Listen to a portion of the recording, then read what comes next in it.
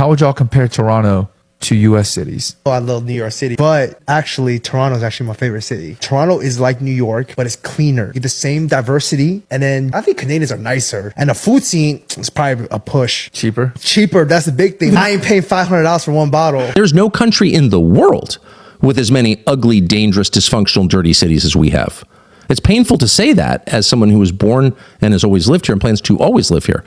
But that's a fact. And as someone who travels a lot, I can affirm what you already know. Our cities are dying. And when your cities die, your country dies. And a lot of people don't want to believe this because they move to rural areas and are hoping to just sort of ignore it. I'd be in that category. But it's nevertheless true. When your cities die, your country dies.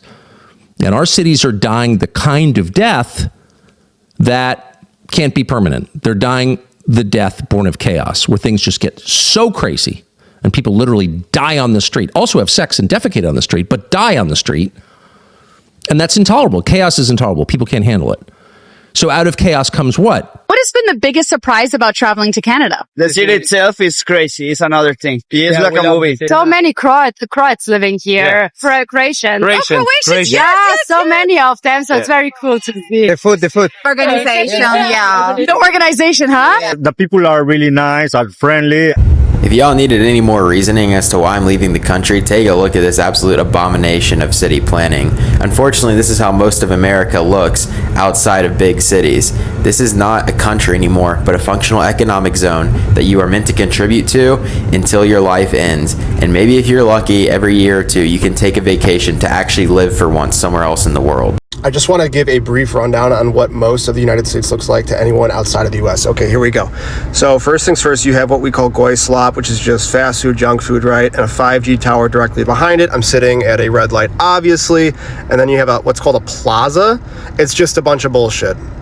Yeah, some of it's essential, but you're going to see this throughout the U.S. The U.S. is a massive, massive country. The whole fucking country looks exactly like this. And then billboards, obviously, something with some sort of fucking medical phenomenon. That's 90% of urban areas in the United States of America, FYI. Brit living in Canada, this always catches me off guard. Let me show you. And that is baskets, like flowers. So in England, we would have flowers like this, but they just would not be as impressive, even on the side of the road. You know, just look how they go to town with. Is this just an Ontario thing? Or is this in the whole of Canada, where you guys will have flowers and things in all of the town centres? Where in Canada could you be if you could be anywhere for the rest of your life? Where would you retire in Canada? Probably Vancouver. It's great, isn't it? It's fucking beautiful. This is Vancouver in the middle of January. Absolutely beautiful. Most beautiful country in Canada. You can't argue it. We are absolutely blessed to live here. This is stunning. Most of the country is getting dumped on in snow right now. Negative temperatures. It's absolutely gorgeous out this weekend. Super blessed, super grateful. The most underrated city that I've ever been to is Vancouver, Canada. Drove up here for a couple hours from Seattle and went to a Canucks game and then walked around the city a bit. On top of great access to nearby nature, I don't know why Vancouver's architecture is not talked about more. They have so many unique and interesting buildings that I would think that this city would be talked about a lot more when it comes to just overall building architecture and skylines. That would be a much better selling point than the steam clock being one of the must things to see. I'm not really too sure why this is so popular. After the Canucks game, went out to what I believe is called Granville Street. It's this big street with a ton of restaurants, bars, clubs, and it was super lively when I was there, which was February. So tons of people out, tons of people having fun, great restaurants, and having US dollars, you get a little bit of a nice currency exchange when you're up north. When people visit Calgary, they always visit places like Banff, Jasper, because they are so beautiful. But in the south, there are these hidden gems that almost nobody comes to because it's empty. It's not a long walk or anything either. Like, it's pretty straightforward. Do you see how close I am to these falls? It is so beautiful. You can come here, sit here, dip your foot in the water, maybe both feet even, but don't swim. I wouldn't recommend that. You don't know, Ottawa is the capital of Canada, which means this is where our federal parliament is. This is where the prime minister is and lives. And there's a lot of cultural things, like Ottawa is usually kept pretty clean, has lots of flowers in the summertime and stuff like that. I actually went to university in this city and I love my time here. And I just want to show you this cool thing behind me. This is a native structure.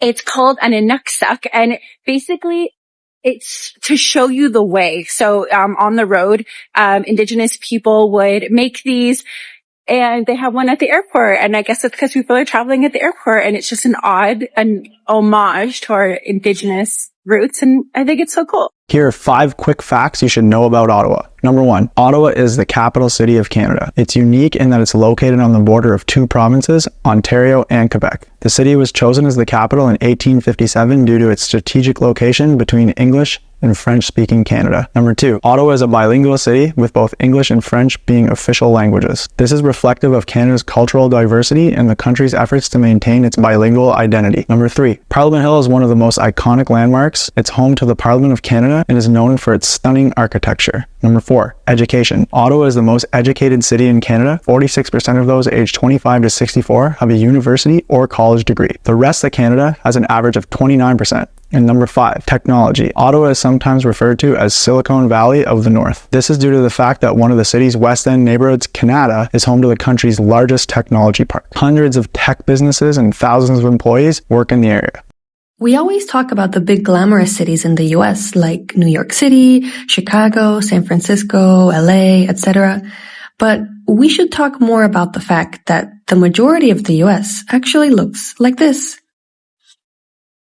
Endless seas of parking lots, at the other end of which you can see chain stores with big ugly signs, uninteresting architecture and design, cars everywhere, fast food places, and the obligatory Cheesecake Factory. Is this the American dream? When people think about Canada's major cities, places like Vancouver, Calgary, Ottawa, and even Quebec City often come to mind. And these cities have developed reputations for beautiful surroundings, organized neighborhoods, accessible public areas, and a strong connection between urban life and nature. And so Vancouver, for example, is famous around the world for its combination of mountains, ocean views, and carefully planned urban spaces. And walking through certain areas of the city, visitors often notice clean streets, well-maintained parks, and a city layout designed around both residents and tourists. So Calgary has also gained attention for its modern skyline, wide streets, and investment in public infrastructure. And the city's combination of business districts, green spaces, and community areas creates a different atmosphere compared with many crowned urban centers around the world. Meanwhile, cities like Ottawa showcase another side of Canada, a capital city where public spaces, historic buildings, and government areas are maintained with a focus on appearance and accessibility.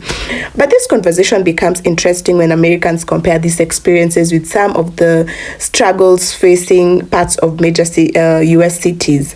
And so the United States has some of the most impressive cities on earth. Cities like New York, Chicago, Los Angeles, and even San Francisco has global icons. They have incredible culture, innovation, entertainment, and even economic power.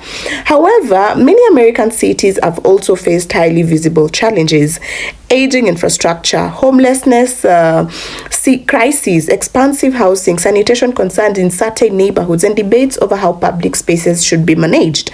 Now, the difference is not that one country is perfect and the other is falling.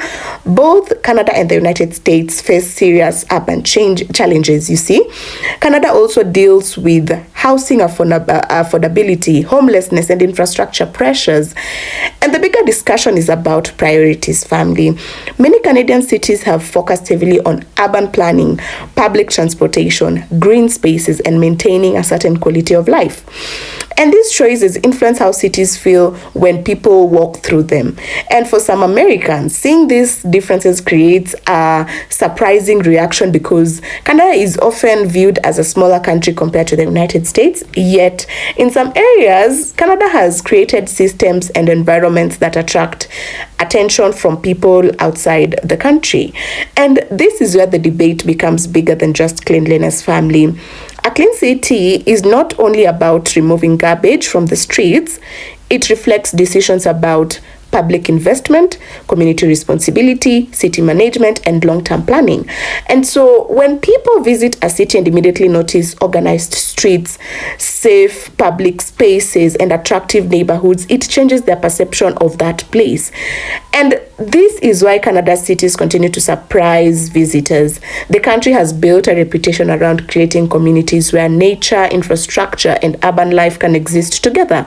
And so for some MAGA supporters who have spent years hearing comparisons between America and other cities, other countries, seeing these differences can create an uncomfortable conversation. That success is not only measured by economic power or military strength, but also by the everyday experiences of ordinary people. And at the end of the day, Canada and the United States are neighbors with shared history, but they have taken different approaches to many social and urban issues.